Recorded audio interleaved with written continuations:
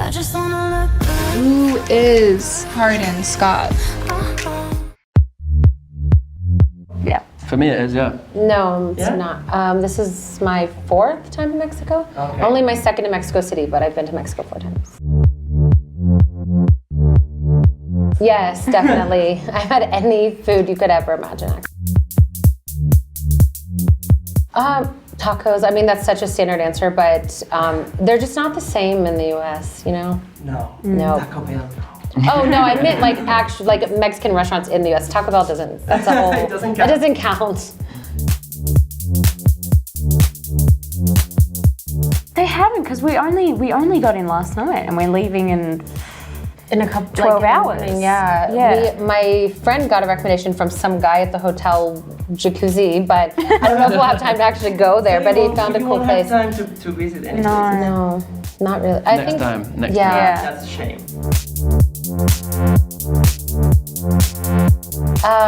Hola. Hola. ¿Cómo estás? Buenos días, buenas noches. Mi nombre es Joseph. My name. He knows more. I did it, I don't know Spanish, but I can kind of understand bits. I did it at school for a bit, so. It's really unconventional, actually. The movie sold before the book was even published, but it was with a different distributor. It was with Paramount at first, and then a couple years went on, and I kept going in every couple months for meetings, and I'm like, this isn't gonna happen, is it?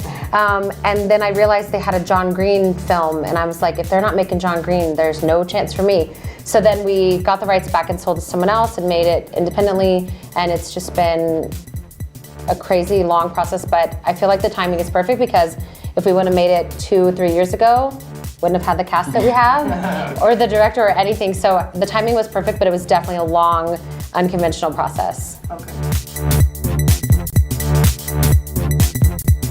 I think 50-50 for me.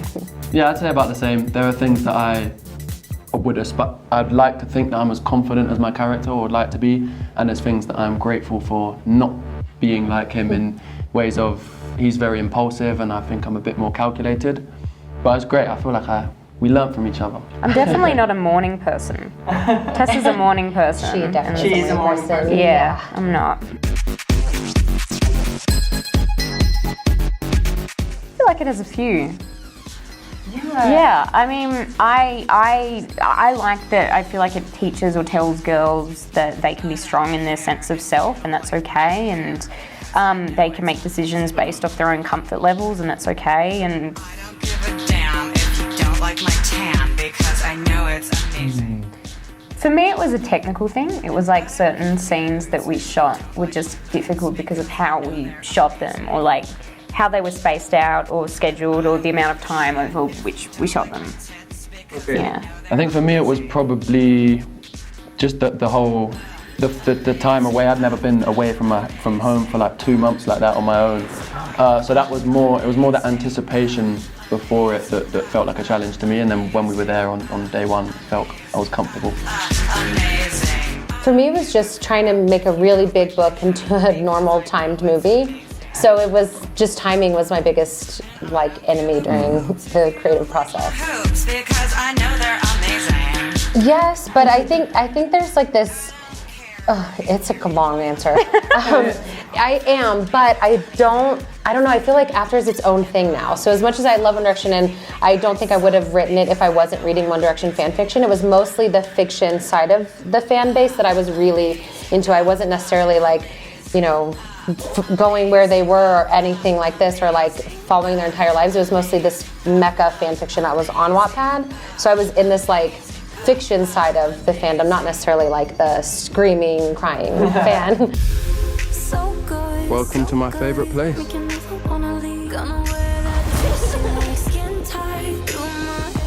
Hi guys. Please come and watch After on April 11th. Yes, and thank you, Elle Influencer, and all of you go see the movie.